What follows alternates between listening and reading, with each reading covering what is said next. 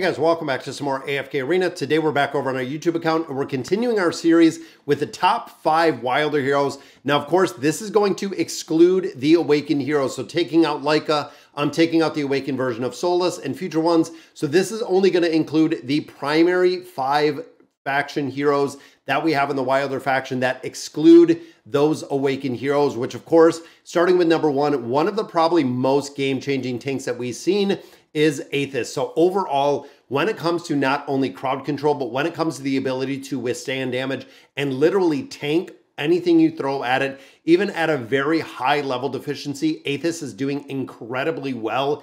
I am very happy with the performance of this tank, where a lot of other tanks not really holding their own, but overall, he is very strong. So looking at the build on him, so the plus 30 signature item, a lot of players are doing the plus 40. And the big reason is when a Beast Cage exists, normal attack damage dealt by Athos and his allied heroes is increased by 90%. This, of course, is a massive, massive damage buff because you're going from a 45% rate here with the unlocked signature item all the way up to a 90. So you are doubling the amount of regular attack damage that they're doing. Now, we know a lot of heroes do normal attack damage, which is going to be amplified, and a lot of the regular attacks or skills are considered normal damage like Lucius, which makes a really big difference on the damage that you're putting out. Now, of course, with this hero, we do want the 9 of 9 furniture. Each time he acquires a stack of wood protection, his insight goes up, which means not only is he going to be able to crowd control, but he's not going to get crowd controlled, which is awesome depending on if you're utilizing him for PvP.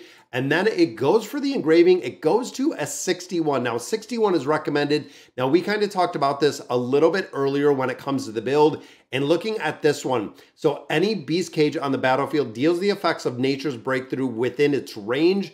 Now, of course, this means that if there's a Beast Cage on there, it is going to provide it's going to do a little bit of damage, but the big thing with this is the stunning effect. So it has the ability to actually do the stunning them for 4 seconds.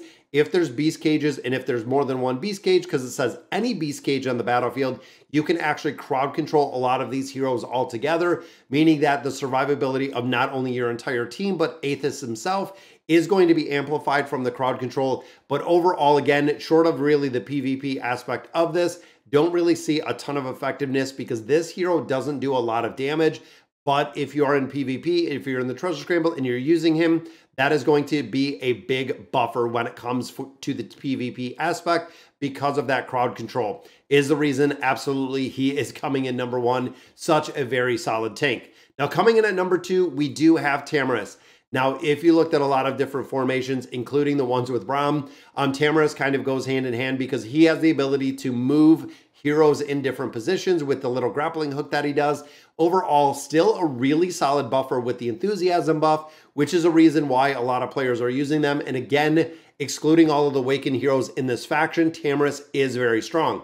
Now, looking at Tamas, plus 30 signature item, really all that you need. Enemy hero hit by Get Over Here have the tenacity permanently reduced. Not a huge effect with this plus 40 signature item, but a 30 is absolutely because that enthusiasm has to stack to 10, meaning that you are going to amplify the damage that he's doing. And that does go hand in hand when it comes to the furniture.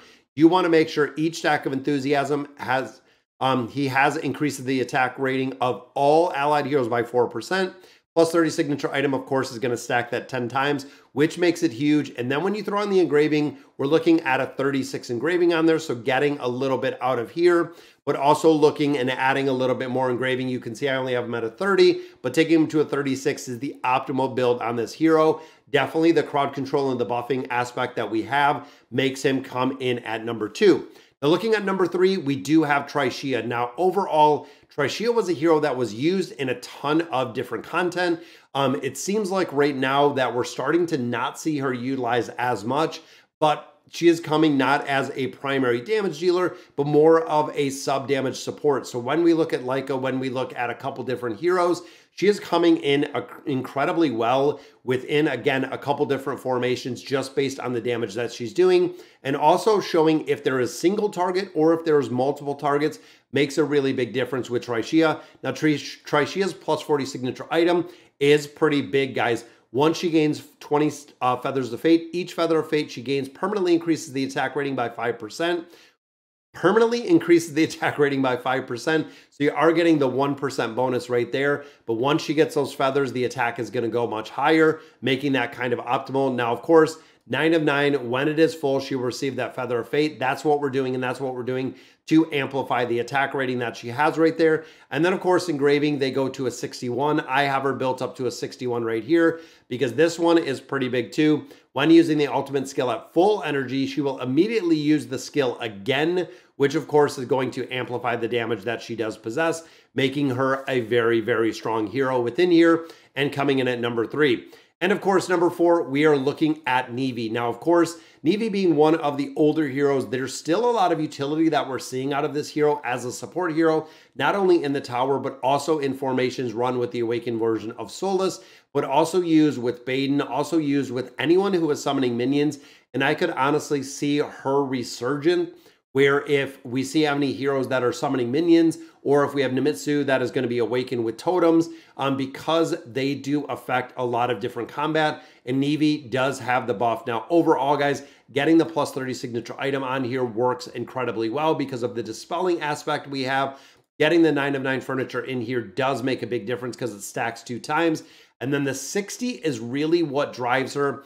When a allied summoned entity dies, she permanently increases the summoner's attack rating by 8% and haste, which is huge because, of course, if you have a hero, and I know we've used it in Grez, we've used it in so many different places, is that when the allied summon entity dies, the summoner is getting the buff out of there, which again, I could see that coming into a ton of utility as we continue to build and get more heroes to AFK Arena. Still love the build of her and still love the design.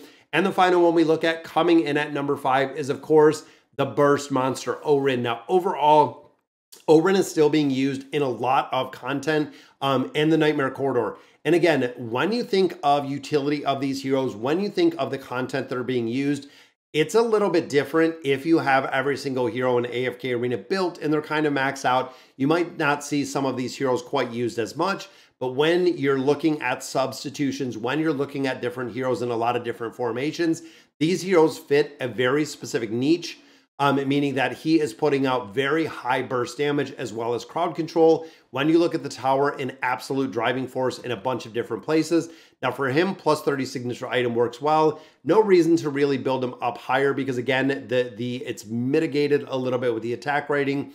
And also when you do look at some of the other game modes, he can burst down so quick, it doesn't really make a big difference. 9 of 9 on him does make a big difference because Poisonous Mushroom is first applied, causes them to receive 30% more damage dealt from Orin, which of course is going to be a massive damage. So he has the ability to buff himself with the 9 of 9 furniture, which is great. Damage amplification is reduced by 4%, down to 10% at most. But again, he possesses a way to buff himself. And then for the engraving, I built him out to 60 because of this, again, with that Poisonous Mushroom, going to give a little bit more of a health loss. Each additional damage cannot exceed 210 of Orin's attack rating. Honestly, when you look at a damage dealer, like we've said before, the more that you build them, the higher that you build them, the better they're going to perform because the more damage they're putting out on a regular basis. So it really does make a big difference when you're investing into your damage dealers a little bit higher.